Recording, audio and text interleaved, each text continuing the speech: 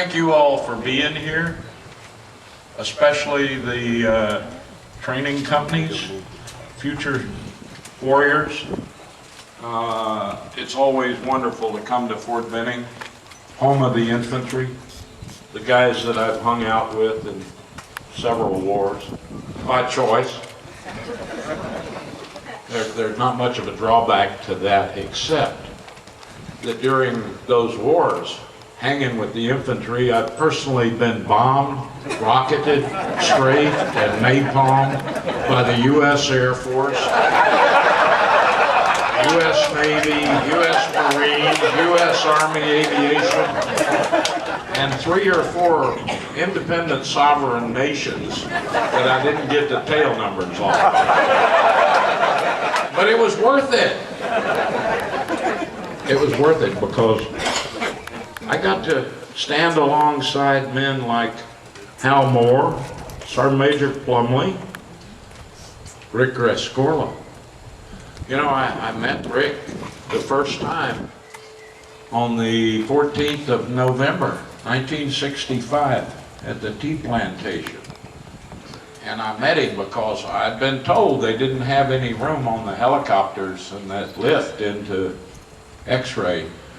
But I went along and I found a seat and I just sort of slid into it and hoped I wouldn't be noticed. And along come a very busy lieutenant with a guy behind him. And it was Rick Rescorla. And he looked in that helicopter counting heads and he said, "Who the hell are you?" I said, "I'm a reporter."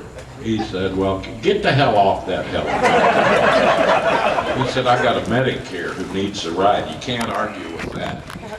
I got off and I went to see Rick again and again in that battlefield and others. He was a warrior prince. And Al Lynch is right. Our society has devalued and confused the word hero. We mistake victims for heroes. And we vastly expand the definition of victim too. But they ain't heroes. Heroism is something else. It's doing what Rick Rescorla did, giving of his own well of courage to his soldiers, frightened as they were at 0300 on a dark night when they know the enemy is coming for them. It is giving from his well of courage to those frightened people in a stairwell when the building rocks and shakes from the impact of a hijacked airliner and smoke starts filling that stairwell. And he sings to them. He sings, "God Bless America." And he tells them things to steady their nerve. That's a hero. You know, when they attacked the Trade Center and the Pentagon, I was standing in line at the badge office at the State Department. The day before, the only time I ever went over to the dark side, I raised my right hand, and I'd been sworn into service as a special consultant to General Colin Powell at State. September 10th, 2001. Timing is everything. I'm standing in line at the badge office and they're calling the evacuation of the building. I'm looking on TV and I'm seeing what's going down. And I knew in that moment, I thought of my friend Rick Rescorla in that trade center, and I knew where he was. I knew where he had to be, and I wept for him and for all the others who died there.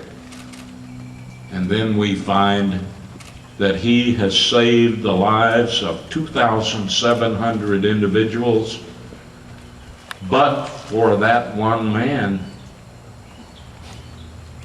the death toll in 9/11 would have been double what it was. Now that, my friends, is a hero. That's our friend. There's a lesson there to be learned. God bless him. God bless our country. God protect our soldiers and Marines on all the battlefields where they stand today. God bless you. Thank you.